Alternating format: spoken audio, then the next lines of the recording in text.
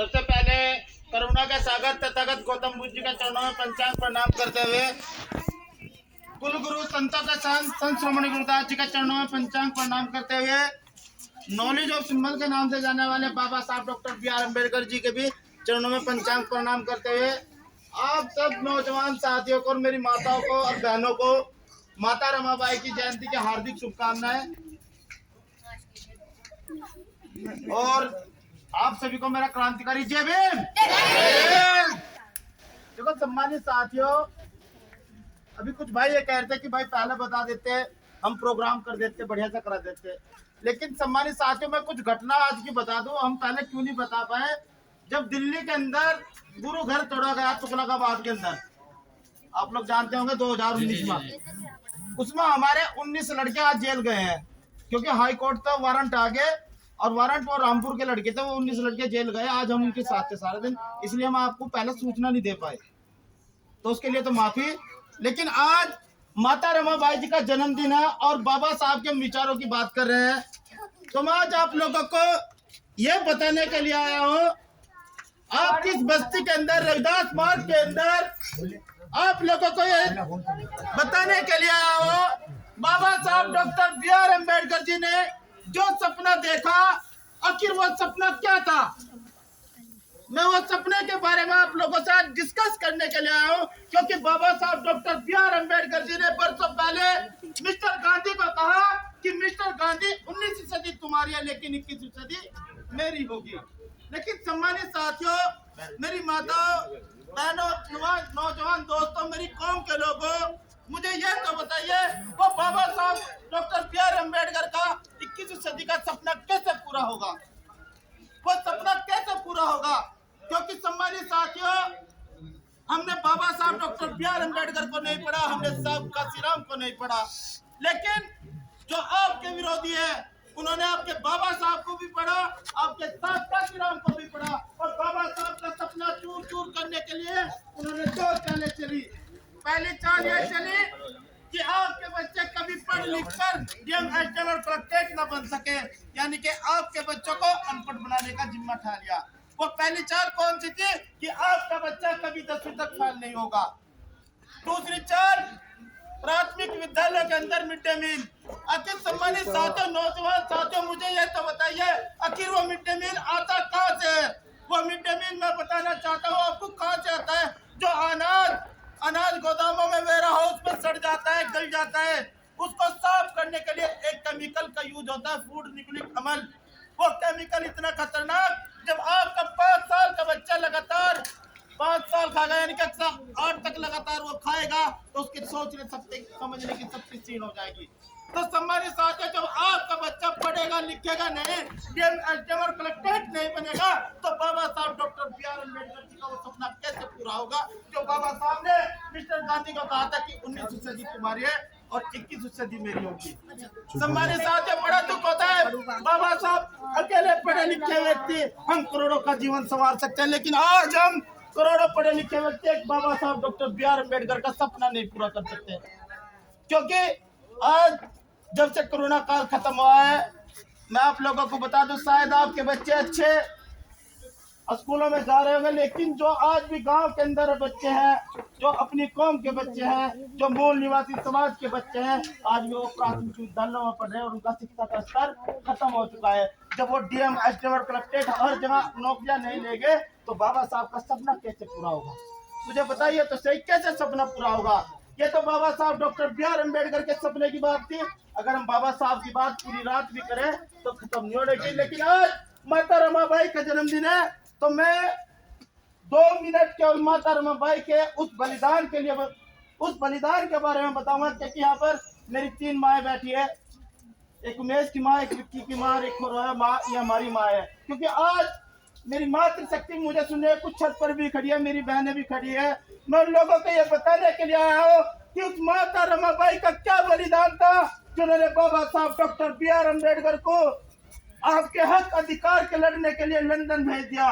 आखिर अपने पेट भूखे रही, अपने बच्चों को मौत के घाट उतार दिया, लेकिन आप लोगों को अच्छे अच्छे मकान, अच्छी अच्छी दुकान दिलाने के लिए बाबा साहब को पढ़ने के लिए भेजा। आखिर वो माता रमाबाई का वो बलिदान जरा गौर से सुनना, मेरी मातृशक्ति सुनिए, जरा गौर से सुनना। इस माता रमाबाई का वो बलिदान मैं आप लोगों को बताने के लिए आया। जब बाबा साहब डॉक्टर बी.आर. अम्बेडकर आप लोगों को अच्छे अच्छे कपड़े पहनाने के लिए, अच्छी अच्छी नौकरियां दिलाने के लिए, यानी कि आपको सारे हक अधिकार दिलाने के लिए लंदन जा रहे थे, तो बाबा साहब घर से कुछ ही दूर पहुंचते हैं, लेकिन घर से पता आता है कि आपका छोटा बेटा राजरतन मर चुका है। मेरी मातृशक्ति जरा गौर से सुनना उस माता रमाबाई के बलिदान के बारे में। आखिर जब उनका भाई भाग कर आता है, कहता है कि भीमा तू कहाँ जा रहा है, तुम्हारे घर के अंदर छोटा बेटा राजरतन मर चुका है। तो बाबा साहब नम आंखों से घर आकर देखते हैं कि घर के अंदर छोटा बेटा राजरतन मर चुका है। और माता रमाबाई बाबा साहब को देखकर चिल्ला चिल्ला कर फूट फूट कर रोने लगे। बाबा साहब डॉक्टर बी.आर. अम्बेडकर जी माता रमाबाई को रामू बोलते थे और माता रमाबाई बाबा साहब को साहब बोलती थी। उस समय माता रमाबाई ने बाबा साहब को चिल्ला चिल्ला कर देखकर फूट फूट कर रोने लगी। बाबा साहब ने एक ही बात कही कि रामू तू चुप हो जा, कि रामू तू चुप हो जा। लेकिन माता रमाबाई ने एक बात कही बाबा साहब को कि साहब मैं कैसे चुप हो जाऊं, आपकी पढ़ाई की लालसा ने, आपकी समाज सुधार की लालसा ने मेरे सारे बच्चे खा लिए, मेरे सारे बच्चे खा लिए, मैं कैसे चुप हो जाऊं। लेकिन बाबा साहब फिर भी रोती आके से कहते हैं कि तू रामू चुप हो जा।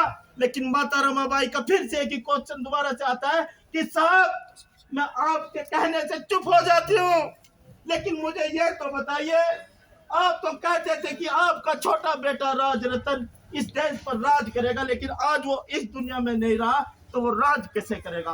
तो उस माता रमाबाई रोती हुई आंखों से कहने लगती है बाबा साहब को कि साहब मुझे ये तो बता दीजिए, आप तो कहते थे कि आपका छोटा बेटा राजरतन इस देश पर राज करेगा, लेकिन आज वो इस दुनिया में नहीं रहा, तो राज कैसे करेगा।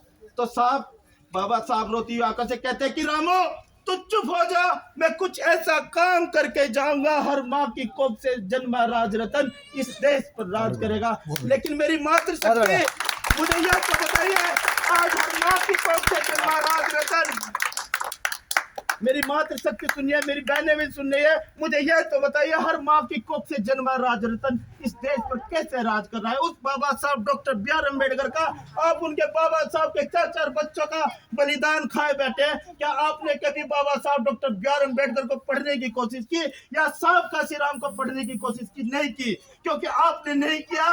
आपके जो विरोधी है उन्होंने आपके बाबा साहब को पढ़ा। आपके बाबा साहब को पढ़कर अगर इस देश के अंदर नोटबंदी का भी काम होता है तो वो भी बाबा साहब डॉक्टर बी.आर. अम्बेडकर जी की देन थी। वो भी बाबा साहब को देखकर उन्हें नोटबंदी की, क्योंकि बाबा साहब ने बरसों पहले कह दिया था कि हर देश की करेंसी हर 10 साल बाद चेंज हो जानी चाहिए।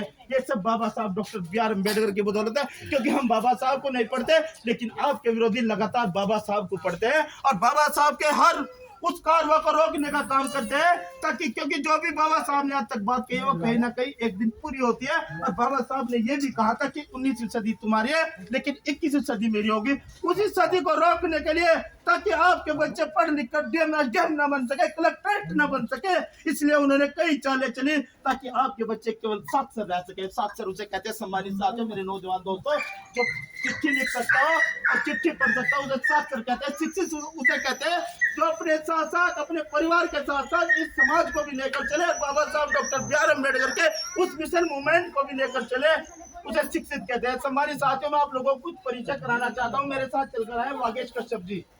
मैं आप लोगों से भी पूछना चाहता हूँ, कश्यप का मतलब झीवर, सरकारी पेशे का टीचर है, चंदाड़ी में मास्टर है। आखिर से इतनी रात को क्या पीड़ पड़ी कि आज माता रमाबाई का जन्मदिन मनाया था।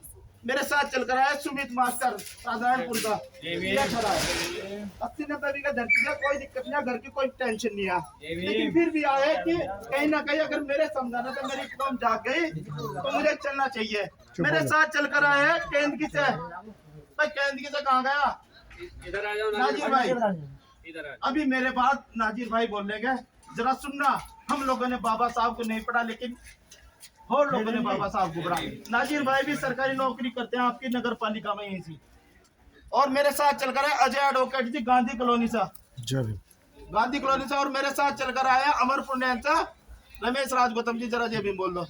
पैसे का राजमिस्त्री है, लेकिन अपना समय समाज में जरूर देते हैं। हर रोज समाज में जरूर देते हैं, सारा दिन मजदूरी करते हैं मकान बनाते हैं, लेकिन शाम के समय जरूर समय देते हैं, थोड़ा ज्यादा नहीं, थोड़ा।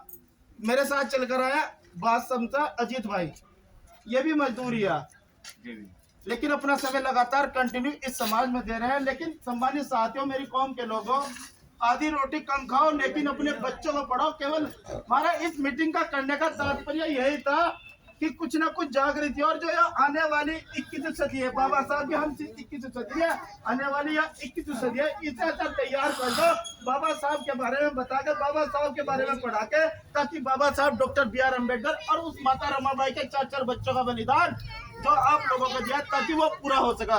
तो मैं अपनी वाणी को यही विराम कर